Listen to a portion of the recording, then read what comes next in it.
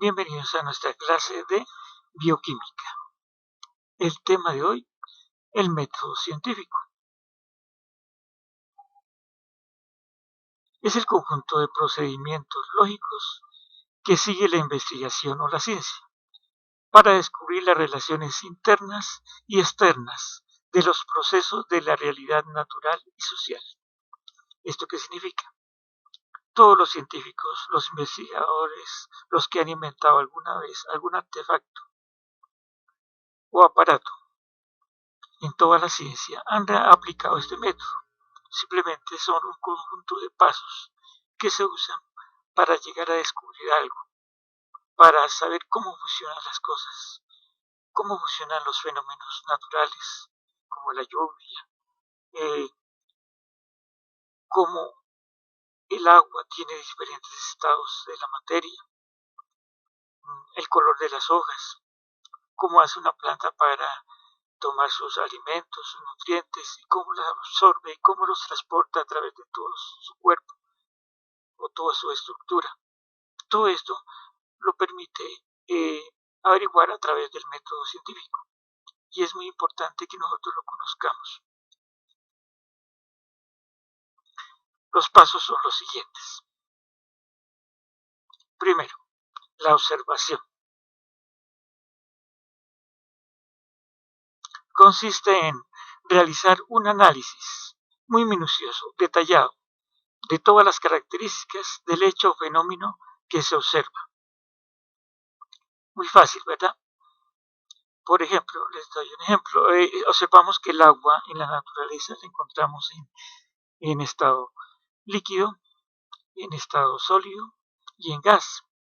Entonces, fácilmente utilizamos el primer método observando, saliendo a la naturaleza a observar los ríos, los lagos, o simplemente acercarnos a la ventana cuando está lloviendo, observamos el agua al caer en forma de lluvia, al abrir la llave en cualquier parte de nuestra casa, observamos que el agua está en estado líquido. El estado sólido lo observamos fácilmente al abrir nuestro congelador, observamos cubos de hielo. Lo mismo el gas, simplemente con hervir un poco de agua observamos cómo se transforma en gas. Todo esto es a través de la observación.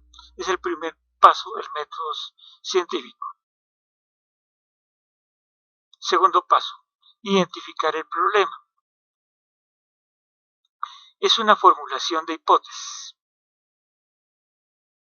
¿Qué es una hipótesis? Una hipótesis es una proposición que explica un hecho o fenómeno observado.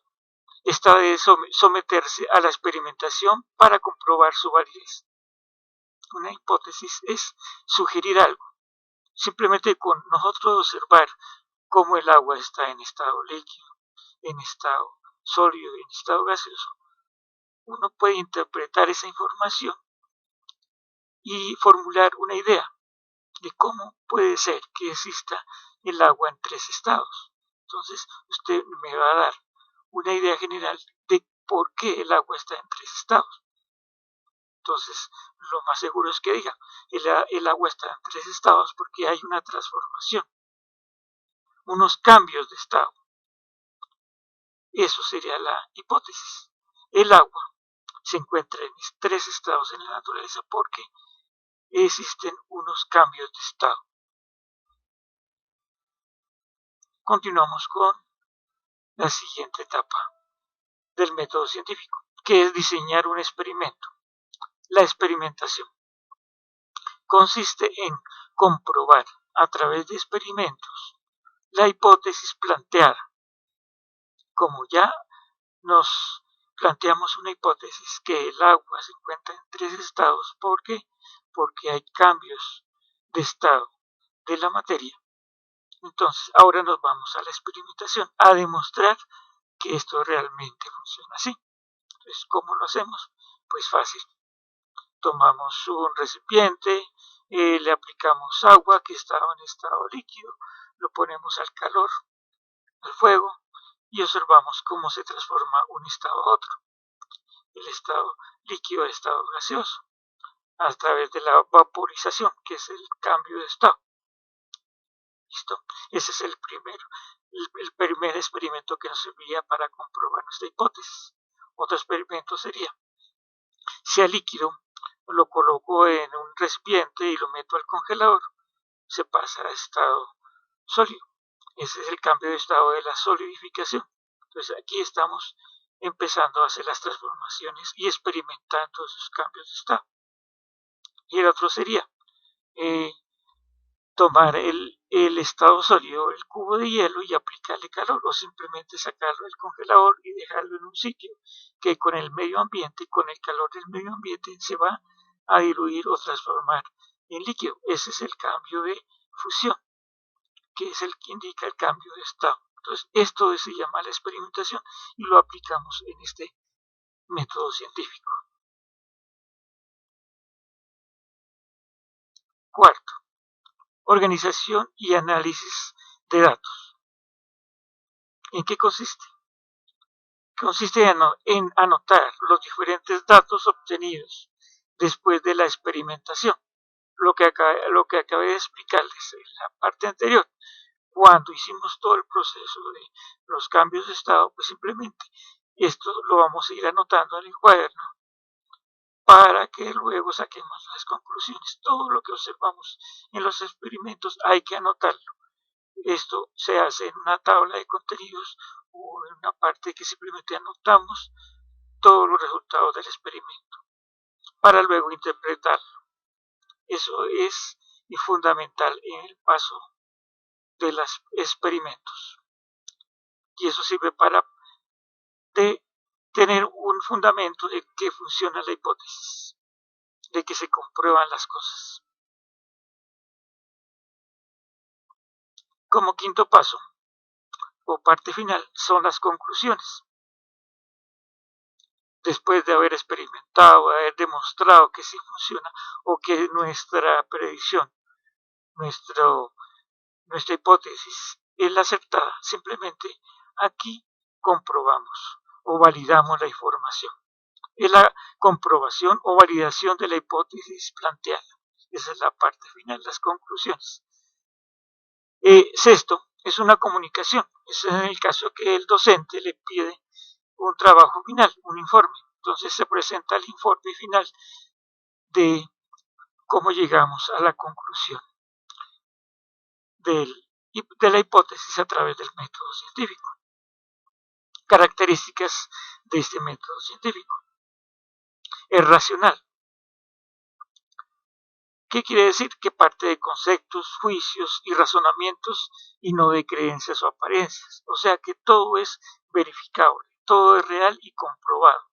No es porque alguien dijo o porque alguien cree que así funciona, no. Todo es a través de la experiencia.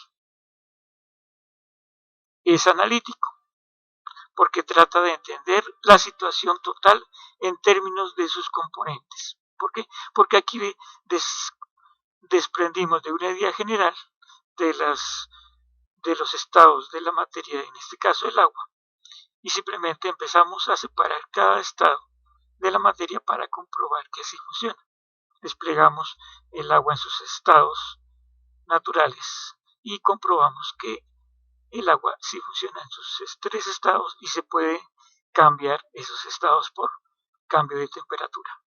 Eso es análisis.